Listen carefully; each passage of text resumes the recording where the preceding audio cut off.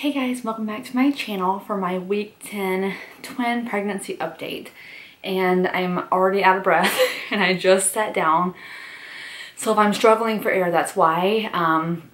I'll get more into my symptoms, but yes. So I will go ahead and read off my app what is in store for us for week 10 as far as development goes.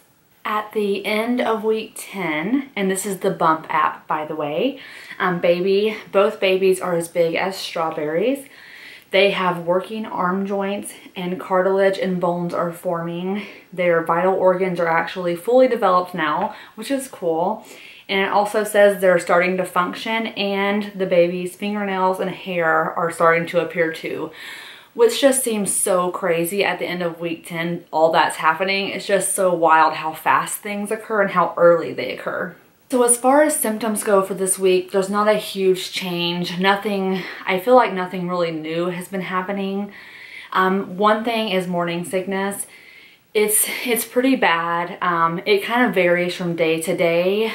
Today I'm kind of struggling a little bit, but not as near as bad as this past week. The first few days of week 10 were horrible as far as like nausea goes. I had nausea all day and it was to the point that it almost became crippling. So I started trying something called Bongesta. A doctor of mine gave me a sample of it.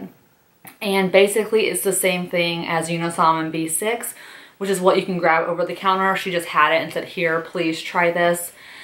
I don't know if it worked or not, or it's just it couldn't work against week 10 because from what I've read, week 10 is kind of like the prime week of morning sickness. So now that week 10 is over, I'm just praying that it's over with. In the middle of week 10, I had a day where I just threw up all day long.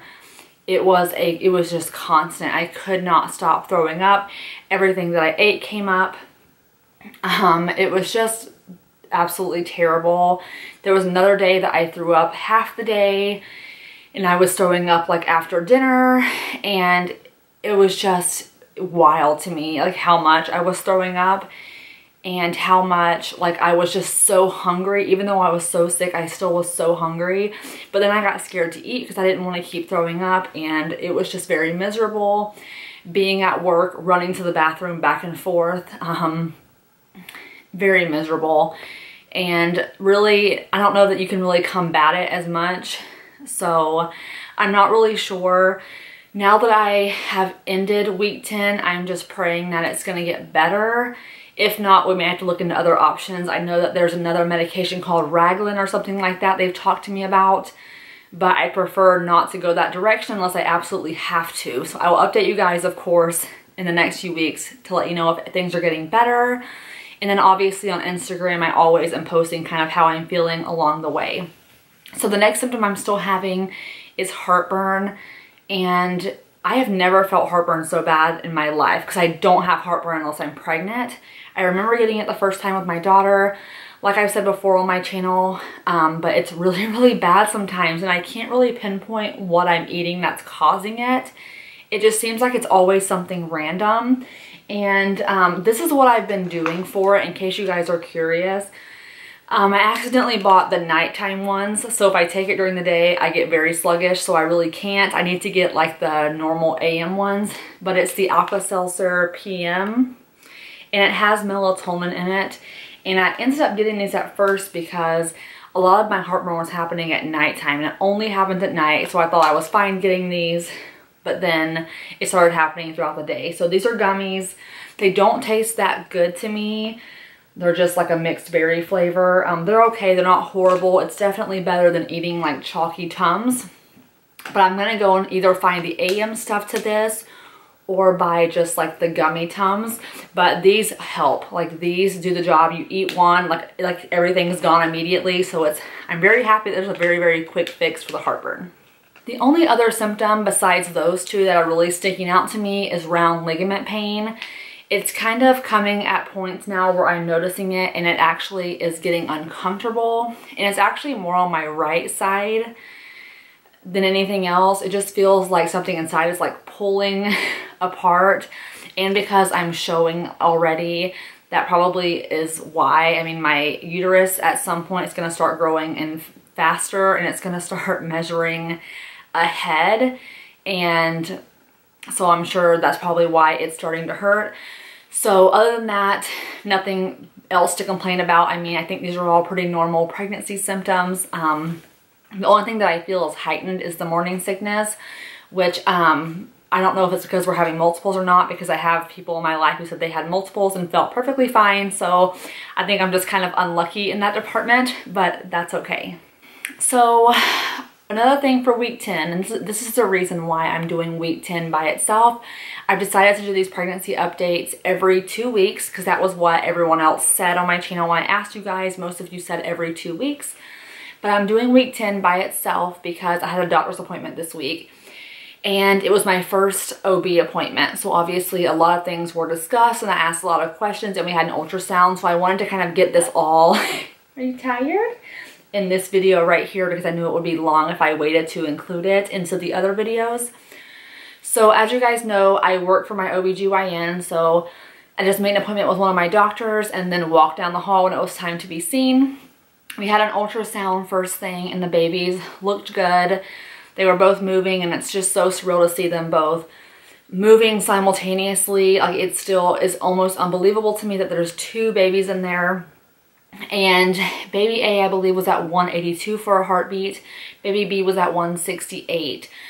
So everything looked really good. They were both measuring about 2 or 3 days ahead, which makes me like very, very happy.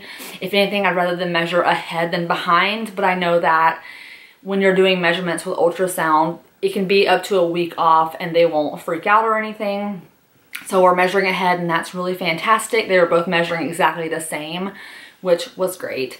And I saw my doctor and the first thing he went over was my birth with my daughter, Aniston. And I knew from the beginning that this was going to be brought up because with my daughter, I filmed a labor and delivery story on my channel. So if you want to go back and look at that, I kind of explain it to you. But basically with my daughter, I had a 90-second shoulder dystocia. Shoulder dystocia pretty much is when the baby gets stuck in the canal and they have to like seriously manipulate them to try to get them out. And 90 seconds is pretty severe. The most we see, for even me, because I work in the OBGYN field, the most I typically see on average is about 30 seconds. But it can be obviously longer.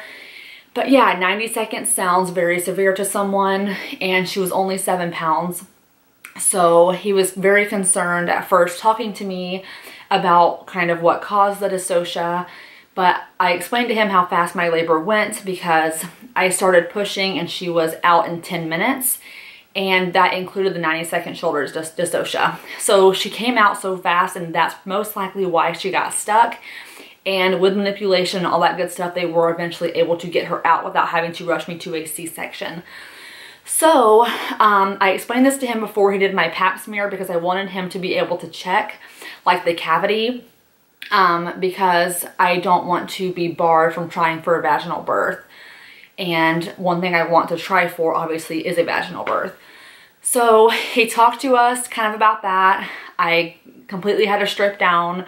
They do like a breast exam and I'm due for my pap anyway, so he went ahead and did a pap smear. And then he checked my pelvic cavity and said, you know, there's plenty of room in here. I don't see why she would have gotten stuck unless it was super fast. So he told me that even though it was a severe shoulder dystocia, he would really call it more moderate and that there should be no problem with me trying for a vaginal birth if baby A is head down. So that made me kind of have like a sigh of relief.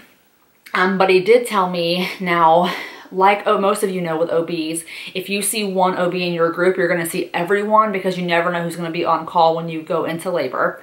So we have 3 clinics with different providers. I believe we have 12 providers that deliver. I have to check that. I'm not 100% sure. Somewhere around 12, but I only actually do the coding and billing for my 5. So he did tell me, he's like, out of all honesty, there's going to be some doctors in this group that are not going to want you to have a vaginal birth. They're going to see 90-second dystocia and say you need to have a C-section.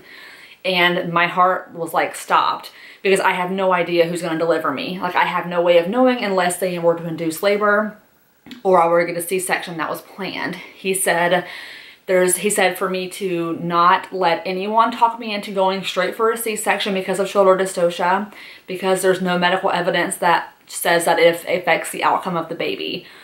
So he said I could even call him at 1 a.m. or whenever I go into labor, pull him out of clinic to deliver my babies if I had to. So I just felt really good that I kind of had him as like a partner, and he really knew what I wanted. And at least I had that luxury of being able to say, I want him to deliver me. But I'm still going to see everyone that I can in the practice and just get everyone's opinion on it. That way I can kind of like narrow down what doctors have my same opinion. So when that time comes, hopefully I'm able to say I need one of these to deliver me because we have the same vision.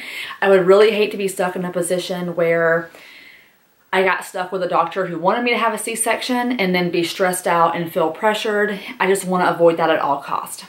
One thing I learned also in the appointment, well actually before the appointment people were telling me, is that twin births happen in the OR. So when you're in the hospital and you're laboring in this room, when you get to the point where you're going to push, they are going to move you from the labor and delivery room to the OR where they perform C-sections, just in case.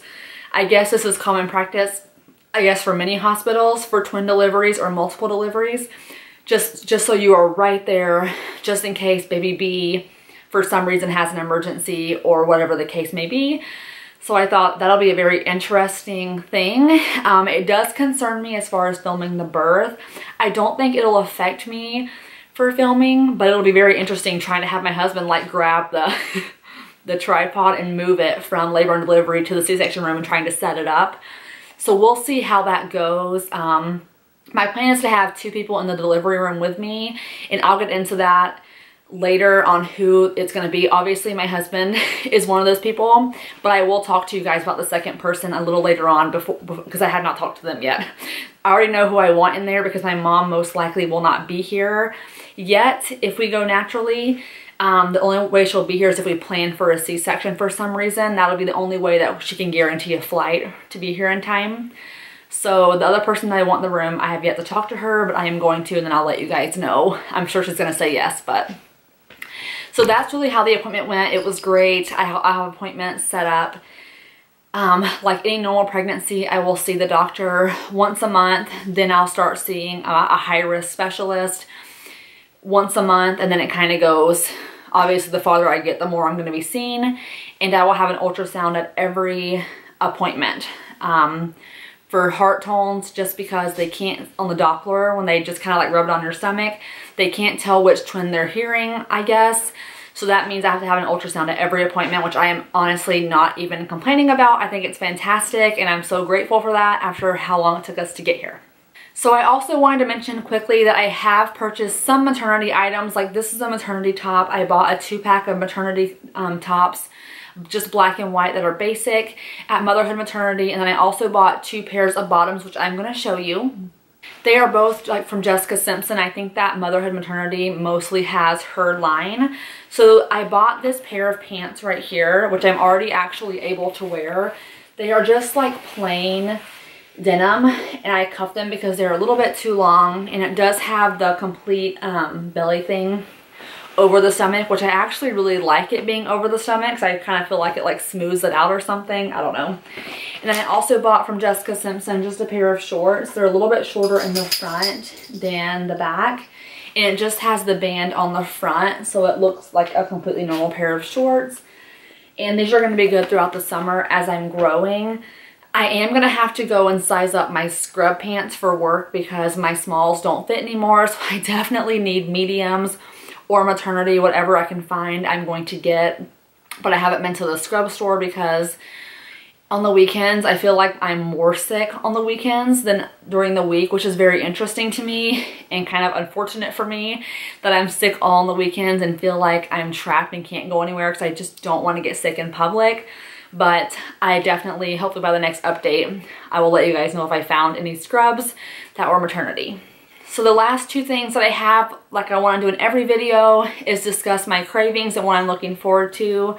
For my cravings, basically I'm still craving all of carbs because I feel like carbs are what keep me from being sick. With the days that I'm puking all day, really nothing helps, like not even water. but the other days if I'm eating carbs, it really does help me a lot. So mostly like potatoes and rice are what I'm wanting to eat all the time because I feel like eating them means that I'm safe from throwing up. So what I'm looking forward to this week, pretty much I'm looking forward to just spending time with my husband. He does leave here soon for 6 weeks, which it stinks, but I'm glad this school is happening now and not like later on in the pregnancy. He is going back to Fort Rucker, Alabama, and I will be joining him his last week of school, which will be in mid-September. So I'm super excited. Like the faster he leaves, the faster my vacation comes, which I don't want him to leave for 6 weeks. It's gonna like be just horrible for him being gone. But I mean, it's okay. It's not like we're not used to being apart. So I'm just gonna spend time with him while I can, because the next time that I see him in real life, my bump is gonna be like a lot bigger. And I am gonna do a bump shot really quick before I end this video. But yes, I am going to miss him so much, so I just want to spend that time with him and my daughter as much as I can before he leaves. So this is my bump shot for the end of 10 weeks. As you can see, it's already kind of protruding. When I wear like tighter shirts, you definitely can tell. But yeah, that is what it looks like for the end. So thank you guys so much for watching this video. I'm coming back for another update. I will see you guys for another pregnancy update in a few weeks for weeks 11 and 12. But I also have some other videos coming finally because I was able to get some filmed in between being sick. So that's all for now, you guys. See you guys in my next update. Bye.